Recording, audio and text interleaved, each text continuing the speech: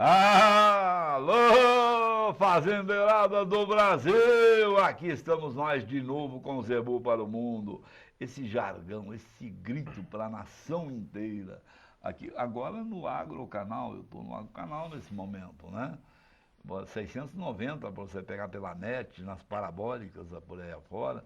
Então, o sistema de distribuição do SBA, o Sistema Brasileiro do Agronegócio, mudou muito.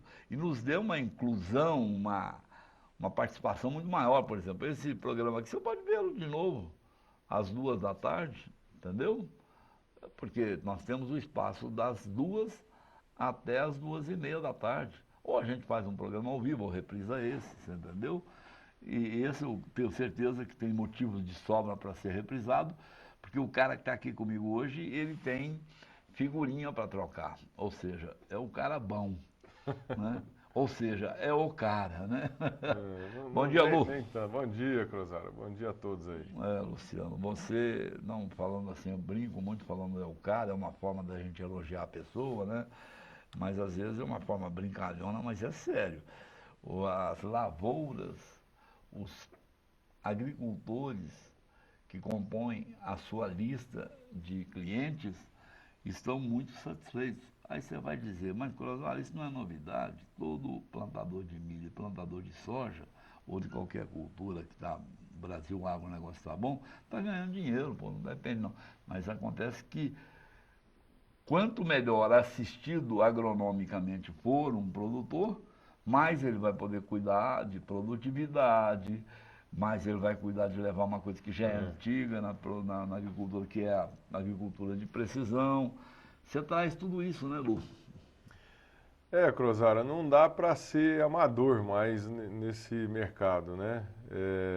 Os custos subiram muito de produção, a gente vê aí custos de fertilizante altíssimo, né?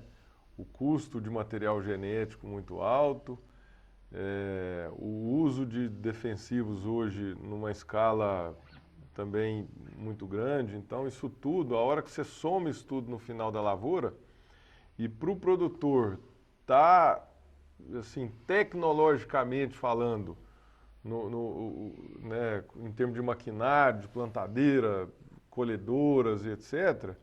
Então, a hora que você soma isso tudo, é uma indústria, é uma coisa a céu aberto, a gente fala ainda, né? E correndo todo o risco climático ainda e de precificação do mercado. Então, é muito importante que o produtor realmente seja profissional. E o trabalho que a gente faz é de ajudar o produtor a produzir o máximo possível com o menor custo possível. Logicamente, usando todas as tecnologias que existem no mercado hoje, com embasamento científico, com conhecimento realmente, para que a gente erre o mínimo possível, né? Para que a gente minimize esses riscos. Agora, a gente não manda no clima, a gente não consegue dominar o mercado, a precificação, mas existem ferramentas, tanto agronômica, para a gente enfrentar melhor um estresse hídrico, e ferramentas financeiras para você se proteger do risco de uma queda de preço de mercado, né? Mercado está se comportando bem ao longo dos últimos anos, não é? Procedimentos de defensivos agrícolas e fertilização também já tem um caminho bem encaminhado. O vilão de tudo isso aí, que não nos deixa confiar nele, é o clima, né?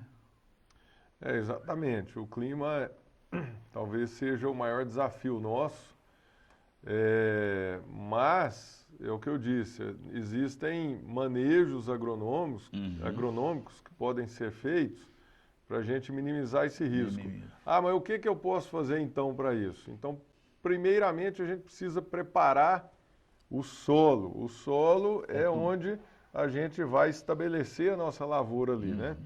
Se eu tiver um solo com algum tipo de impedimento físico ou químico, eu não vou ter sistema radicular.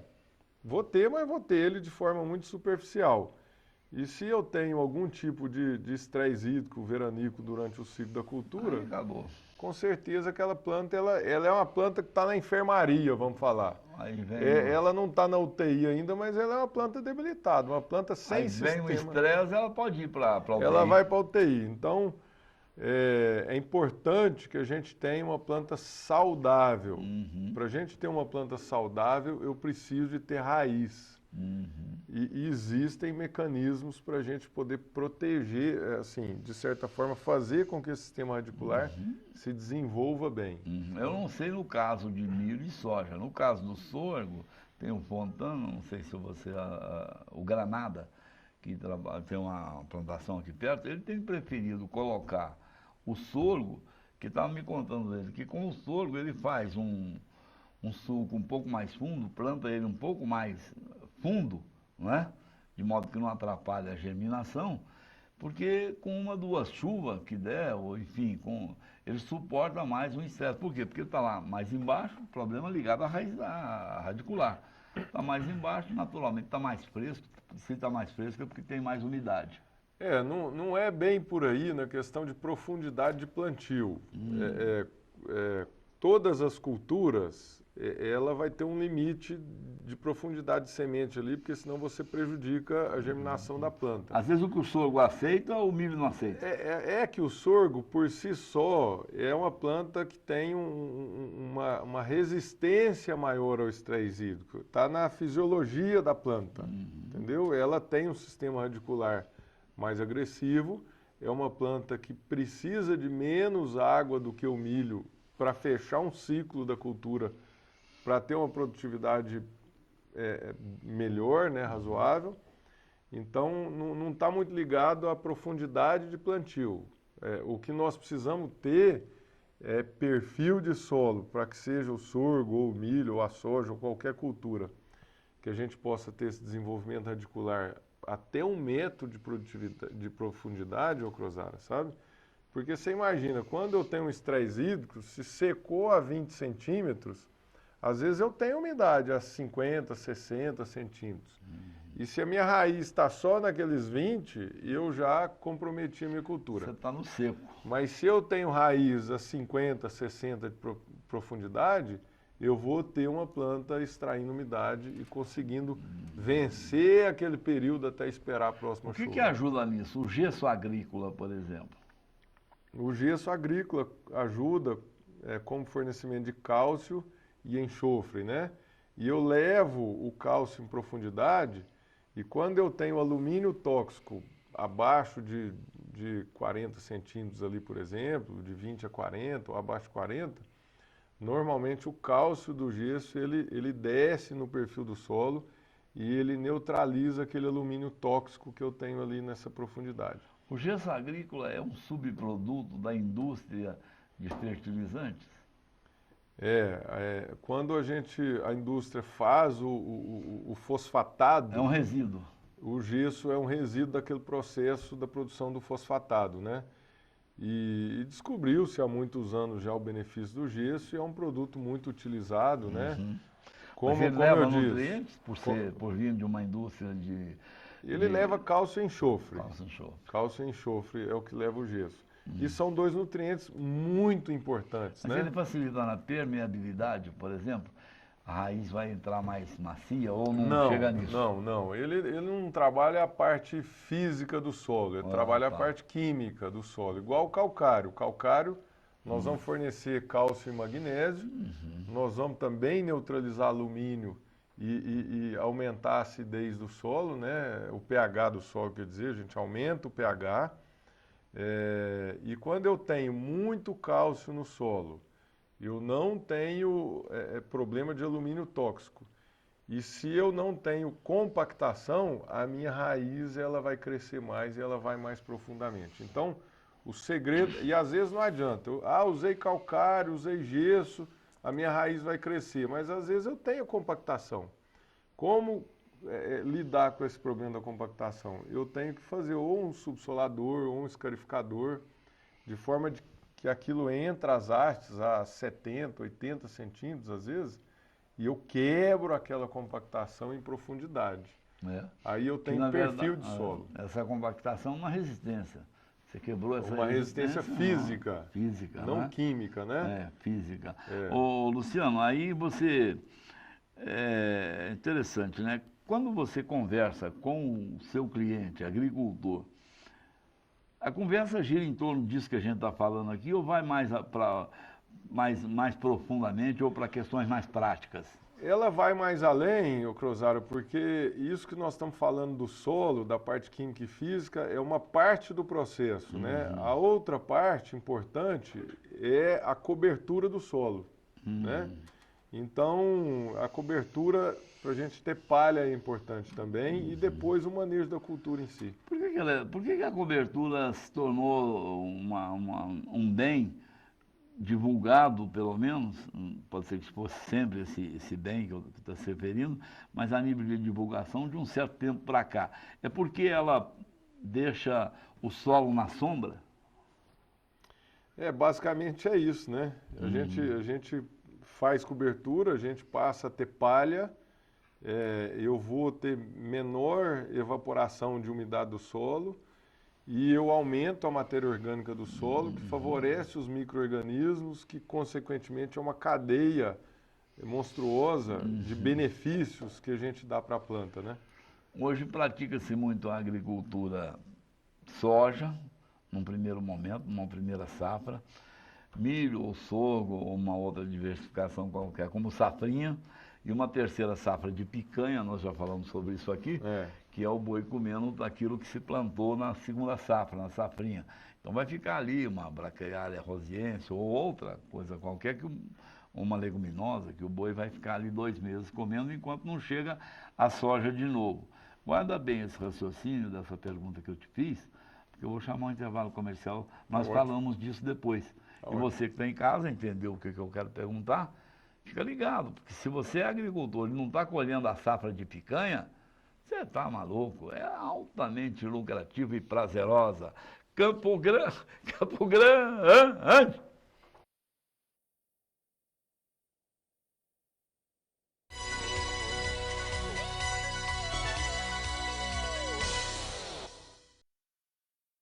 Chegou mais uma carga da Futura. Aliás, a Futura em Nutrição Animal é a empresa que mais cresce no Brasil. Potencializar o lucro e o ganho dos pecuaristas é compromisso da Futura. Outro dia, em entrevista nacional, eu separei um trechinho do que falou o presidente Isney. Vamos ver? Nós estamos conscientes da nossa responsabilidade nessa evolução. Faz parte do Manejo Futura a distribuição de conhecimento e a capacitação do homem do campo. A Matsuda é uma empresa brasileira com cultura japonesa, presente no dia a dia do produtor rural e há mais de 70 anos contribui com o desenvolvimento do agronegócio nacional e internacional através de diversas tecnologias, sementes de pastagens, suplementos minerais para diversas espécies, equipamentos agrícolas, saúde animal, alimentos PET, rações para peixes, inoculantes para silagem, energia solar e empreendimentos imobiliários. O Grupo Matsuda possui unidades fabris nos estados de São Paulo, Minas Gerais, Mato Grosso, Bahia, Goiás, Maranhão e Ceará, o que nos permite melhor logística e rapidez no atendimento ao homem do campo. Com consciência socioambiental, a Matsuda tem contribuído com o desenvolvimento rural e o fortalecimento do agronegócio. Matsuda, rumo ao século 22. Alô, fazendeirada do Brasil, Churrascaria Zebu, pertinho aqui da Expo Zebu, Parque de Exposições em Uberaba e ao lado da rodovia que liga São Paulo a Brasília. Veja o nome, Churrascaria Zebu. Estando em viagem, morando ou passeando a negócio, venha conhecer a melhor churrascaria de Uberaba e uma das melhores do Brasil. Churrascaria Zebu, olha aí o localizador para você não se perder. Que delícia, que carne, o paraíso da carne.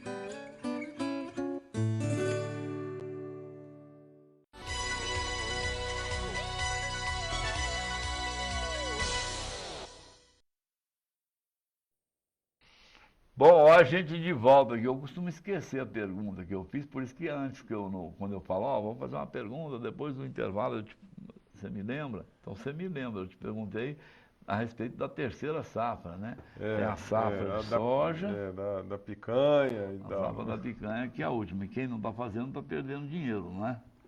Ô Crozar, interessante, porque há 3 semanas atrás eu tive no Paraná, visitando a fazenda Araucária do grupo Alterosa, em Campo Mourão.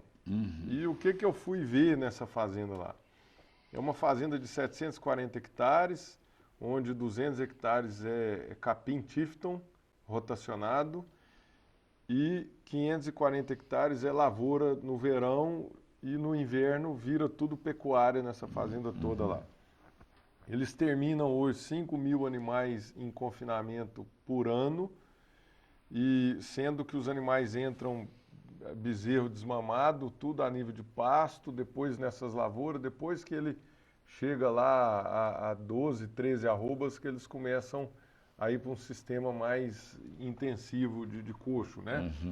Até terminar com 20, 22 meses, 22 arrobas. Então é um gado precoce, de altíssima qualidade de carne e numa fazenda altamente rentável. Eles estão falando lá que fecharam o ano de 2020 com R$15.000 por hectare de lucro líquido na operação, e 85% desse lucro veio da pecuária. Dá quase para comprar outra mesma terra, né, do vizinho, né? Bom, lá não dá porque no Paraná as terras são muito caras. Mas é um lucro astronômico. A gente acompanha muitas fazendas aí, dificilmente você vê lucro acima de 3, 4 mil reais o hectare líquido ano, né? O pessoal lá está falando em 15. Então, eu acho que a pecuária precisa sim entrar para o sistema. Nós temos um potencial monstruoso com a pecuária no Brasil, nós temos clima, nós temos raças muito bem adaptadas. E eu estou tentando trazer um pouco disso para cá, sim, sabe? É importante. Ô, Luciano, interessante. Até você pode tentar trazer que vai dar certinho, porque aqui clima com esse lugar que você está falando, Campos Mourão, né? Parecem muito, né? Talvez chova um pouco melhor lá, tenha mais equilíbrio. Lá chove um pouco melhor, mas é mais frio no inverno, muito mais frio do que forma aqui, tem né? dificuldade, né? Em Lu, interessante, né? A gente costuma dividir muito coxo e pasto, mas na verdade a natureza talvez não divida muito, porque todo grão ele vem de uma gramínea. Não. A soja, ou leguminosa, né? A soja vem da leguminosa. Grão, não, mas eu quero falar de gramínea. O que é? Por exemplo, uma cana. planta forrageira, né? Cana é gramínea? É da natureza? Sim. É uma forma de gramínea? Milho é? Sim. Sorgo é? Sim. Braquiária é? Sim. Então tudo você vai ver que a gente tem uma dependência muito acima de 50%, eu não sei quanto, não sei se algum pesquisador já mediu isso, das gramíneas, não é? Porque milho é um grão riquíssimo, né? Na questão da energia. Fica a soja meio fora, que é uma leguminosa. A leguminosa, e que traz uma proteína, que é uma característica das leguminosas também, né? A proteína. Mas a gente depende muito desse tal de capim. Muito, muito. E o capim, você veja bem o exemplo dessa fazenda que eu usei, né? O capim é importantíssimo nesse processo todo. Sem ele, eles não conseguiriam fazer o que eles estão fazendo. E as plantas de cobertura de inverno, porque chega nesse período seco, capim, você não tem muita umidade, você tem frio abaixo de 15 graus, né?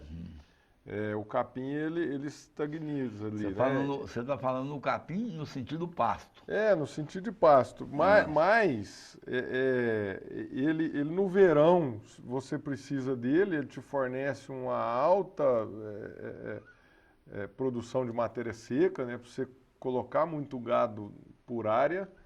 E depois, no inverno, o consórcio da lavoura é bom, porque no inverno você pode migrar aquele gado para as áreas onde foi lavoura no verão. Né? Então, é importantíssimo esse consórcio, realmente, da agricultura pecuária. do capim com a lavoura e a gente conseguir ter altos índices, né, de lotação animal, de produção de carne e com eficiência. Não, e agora está vindo outros consórcios sugeridos aí, e já em prática, né, que é a madeira, né, que é a floresta e pecuária, não é? O consorciamento permitindo que a agricultura e a pecuária andem juntas, exploram uma mesma terra, é cada vez maior. E a gente partindo para esses consórcios, o Cruzara, nós estamos trabalhando a tal da agricultura sustentável, né? E com o advento dos biológicos hoje, que está sendo muito bem trabalhado já na agricultura, e com possibilidade da gente diminuir o uso de químico nas lavouras, então começa lá pelo início da nossa conversa, começa a gente preparando o solo, química e fisicamente, a gente usando as plantas de cobertura para a gente formar palha e aumentar a matéria orgânica. Depois eu trabalhar a parte de plantas com adaptação genética e alto potencial produtivo e um manejo de biológicos, onde eu vou ter micro-organismos naquele ambiente trabalhando para a gente, ajudando a gente a combater praga e doença que ataca a lavoura, eu diminuindo o uso de químico.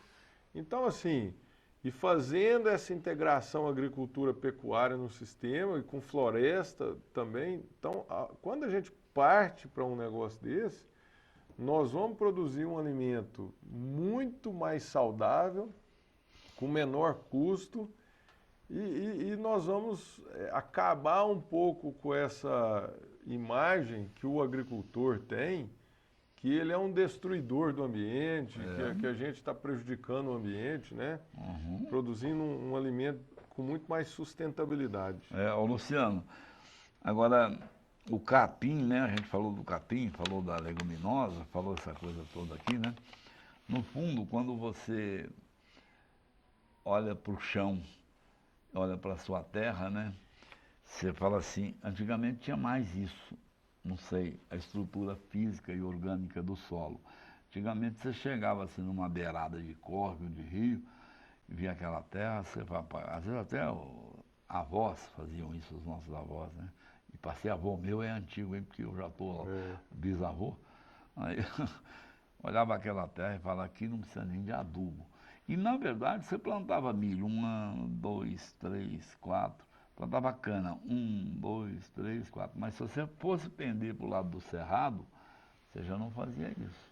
Você tinha que fertilizar. Aí começaram a surgir termos diferenciados por uma coisa. Tem um termo que não existia no tempo desse meu avô, e olha que já faz tempo, que é o termo, por exemplo, cobertura. Hoje ele existe em 2 posições dentro da agricultura. Tem a cobertura de adubo, que é o que você faz com a cobertura nitrogenada, não faz até hoje? Faz até hoje, e tem a cobertura do solo, que é feita com a palha, que é resíduo do que se colheu ali. Não é? Então, o jeito de falar a agricultura e a pecuária mudou muito também, né? Mudou.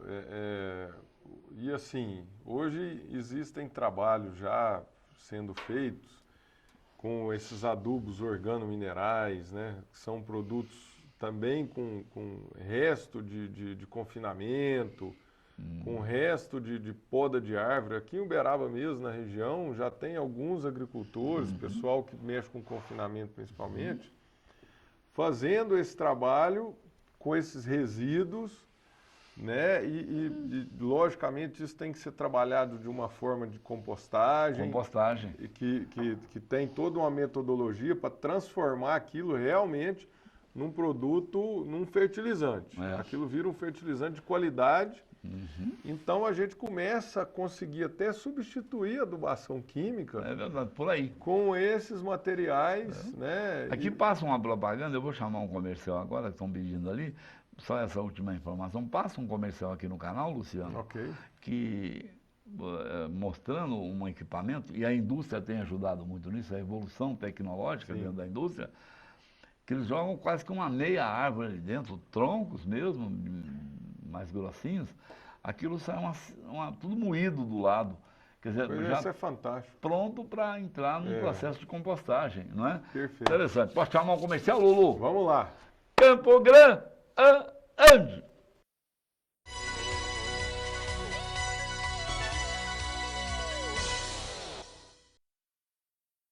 Chegou mais uma carga da Futura. Aliás, a Futura em Nutrição Animal é a empresa que mais cresce no Brasil. Potencializar o lucro e o ganho dos pecuaristas é compromisso da Futura. Outro dia, em entrevista nacional, eu separei um trechinho do que falou o presidente Isney. Vamos ver? Nós estamos conscientes da nossa responsabilidade nessa evolução. Faz parte do Manejo Futura a distribuição de conhecimento e a capacitação do homem do campo. A Matsuda é uma empresa brasileira com cultura japonesa, presente no dia a dia do produtor rural e há mais de 70 anos contribui com o desenvolvimento do agronegócio nacional e internacional através de diversas tecnologias, sementes de pastagens, suplementos minerais para diversas espécies, equipamentos agrícolas, saúde animal, alimentos PET, rações para peixes, inoculantes para silagem, energia solar e empreendimentos imobiliários. O Grupo Matsuda possui unidades fabris nos estados de São Paulo, Minas Gerais, Mato Grosso, Bahia, Goiás, Maranhão e Ceará, o que nos permite melhor logística e rapidez no atendimento ao homem do campo. Com consciência socioambiental, a Matsuda tem contribuído com o desenvolvimento rural e o fortalecimento do agronegócio. Matsuda, rumo ao século 22. Alô, fazendeirada do Brasil, Churrascaria Zebu, pertinho aqui da Expo Zebu, Parque de Exposições em Uberaba e ao lado da rodovia que liga São Paulo a Brasília. Veja o nome, Churrascaria Zebu. Estando em viagem, morando ou passeando a negócio, venha conhecer a melhor churrascaria de Uberaba e uma das melhores do Brasil. Churrascaria Zebu, olha aí o localizador para você não se perder. Que delícia, que carne, o paraíso da carne.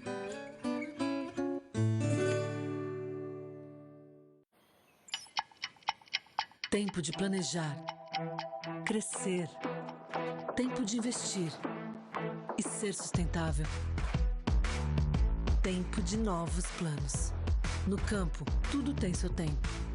E o maior parceiro do agro de todos os tempos apresenta o maior plano safra de todos os tempos. Banco do Brasil, para tudo que o agro imaginar.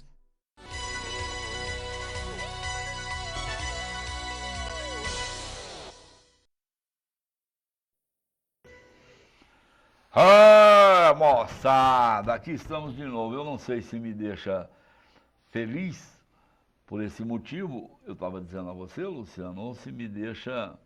Aqui a gente consegue fazer uma, e nem sei se é planejamento ou se isso sai espontâneo, a gente consegue fazer uma abordagem, uma linguagem muito próxima daquilo que o fazendeiro conversa lá na sua... Por isso que eu falo fazendeirada do Brasil com muita tranquilidade, com aquela certeza de que esse pessoal tá me tolerando bem, né? É isso aí. Também para prestar consultoria, como você faz, consultoria agronômica, não é? É.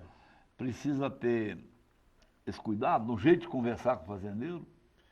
Mas precisa, né? Porque se você não tem a comunicação de uma forma Que o cara tranquila, goste, né? Porque tudo que é muito...